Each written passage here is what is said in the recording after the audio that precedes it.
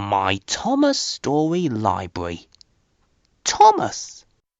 Thomas the Tank Engine had 6 small wheels, a short stumpy funnel, a short stumpy boiler, and a short stumpy dome.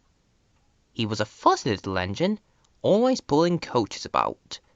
He pulled them to the station ready for the big engines to take out on journeys. And when trains came in, he pulled the empty coaches away so that the big engines could have a rest. But what Thomas really wanted was his very own branch line. That way, he would be a really useful engine. Thomas was a cheeky little engine. He thought no engine worked as hard as he did, and he liked playing tricks on the others. One day, Gordon had just returned from pulling the big express. He was very tired, and had just gone to sleep, when Thomas came up beside him. "Wake up, lazy bones!" whistled Thomas. "Do some hard work for a change!" And he ran off, laughing. Gordon got a terrible shock. He decided he had to pay Thomas back. The next morning, Thomas wouldn't wake up. His driver and fireman couldn't make him start. It was nearly time for Gordon's express to leave. Gordon was waiting, but Thomas hadn't got his coaches ready. At last Thomas started.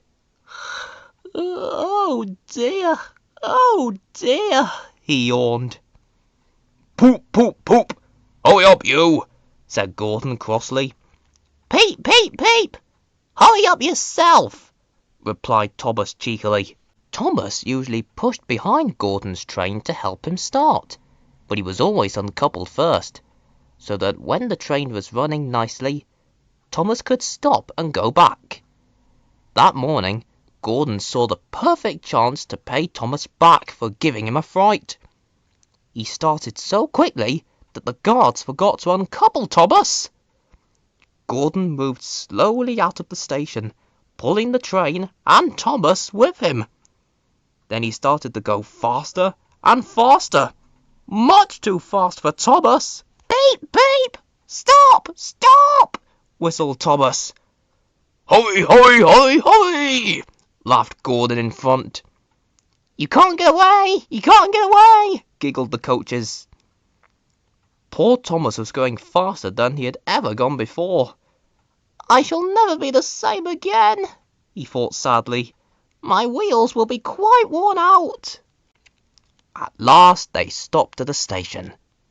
Thomas was uncoupled and given a long, long drink.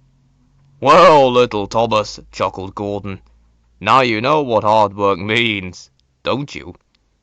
Poor Thomas was too breathless to answer. The next day, Thomas was working in the yard. On a siding by themselves were some strange-looking trucks. "That's the breakdown train," said his driver. "When there's an accident, the workmen use it to help clear and mend the line." Just then, James came whistling through the yard, crying, "Help! Help!" His brake blocks were on fire, and his trucks were pushing him faster and faster. James disappeared into the distance. Soon after, a bell rang in the signal box, and a man came running.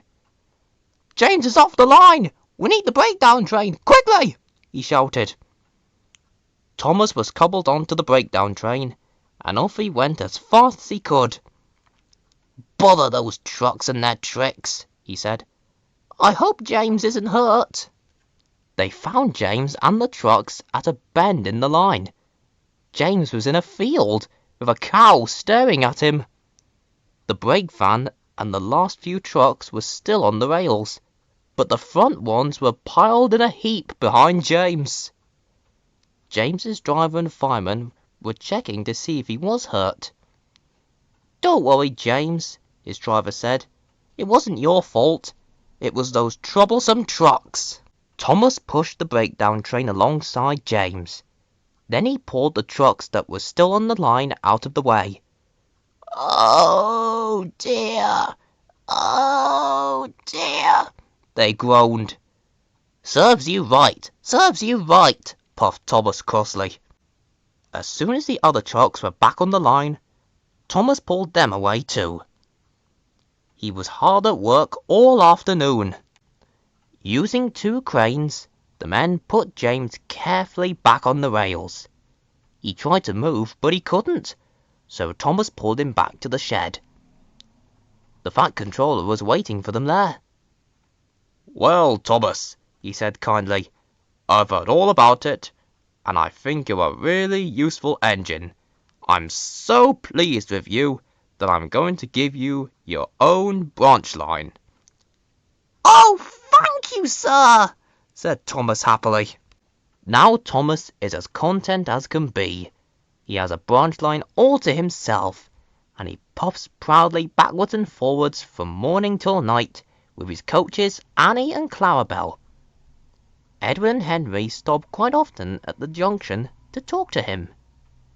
Gordon is always in a hurry and does not stop, but he never forgets to say "Poop, poop, poop" to Thomas, and Thomas always whistles "Peep, peep, peep" in return.